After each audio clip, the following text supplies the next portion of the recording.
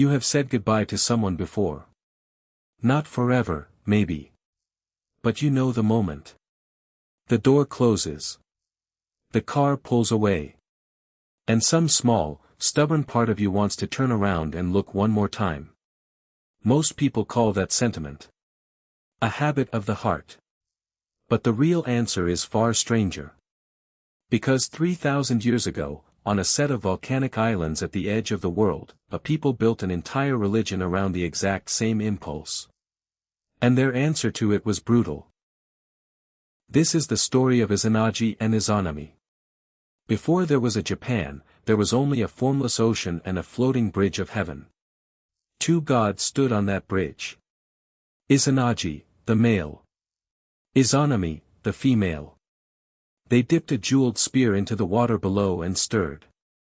When they pulled it out, the drops that fell hardened into an island. They stepped down onto it. They built a pillar. And they became husband and wife. Together they made the islands of Japan, one by one, out of nothing. Then they made gods. Gods of the wind. Gods of the mountains. Gods of the sea. Then IZANAMI gave birth to fire. The fire god burned her on the way out. She died from the birth of her own child. IZANAGI wept over her body so hard that his tears became a river god. Then, in a moment of pure grief, he did something the myth never lets him take back. He drew his sword and killed his own newborn son for causing her death. Grief, even divine grief, does not always make good decisions. Does it ever? But IZANAGI was not finished. He missed her too much. So he did what almost no one in mythology is ever supposed to do. He walked into the land of the dead to bring her back. The Japanese call it yomi. A place of ash and shadow beneath the earth, sealed off from the living. IZANAGI found the gate. He called into the darkness. And a voice answered him. It was IZANAMI's voice, but it came from somewhere he could not see. She told him she had already eaten the food of the underworld. That single detail mattered more than anything else in the story. In nearly every ancient culture, sharing a meal with the dead is what binds you to their world. Ancient Greek myth uses the same rule for Persephone and the pomegranate seeds. Once you eat there, some part of you belongs there. Still, IZANAMI told him she would try. She asked him to wait outside and, whatever happened, not to look at her. He waited. And waited. And then he broke the one rule he was given. IZANAGI lit a torch and stepped into the dark to see her for himself. What he saw was not his wife. It was a corpse, rotted, crawling with maggots, guarded by 8 thunder gods growing out of her ruined flesh.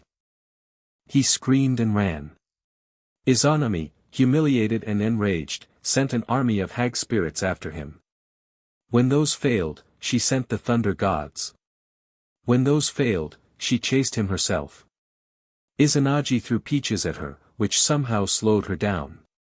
Finally he reached the entrance to Yomi and sealed it shut with a massive boulder, trapping her inside forever. From opposite sides of that boulder, they spoke for the last time. IZANAMI swore she would take 1,000 human lives a day out of spite. IZANAGI answered that he would then create 1,500 lives a day to outpace her. And that, according to the myth, is why people are born faster than they die. It is a strange note to end a love story on. A population equation shouted across a sealed door in the underworld. Here is the part almost no one notices on the first read. This myth is not really about death. It is about the exact moment you are told not to look back, and you do it anyway. Anthropologists studying flood myths and underworld myths across cultures have pointed out how often this exact taboo appears. Orpheus loses Eurydice forever the instant he glances back at her on the way out of Hades. Lot's wife turns to stone for looking back at a burning city. IZANAGI looks at what he was told not to see, and the woman he loved becomes something he has to run from. Why does this pattern show up again and again, in cultures that never spoke to each other?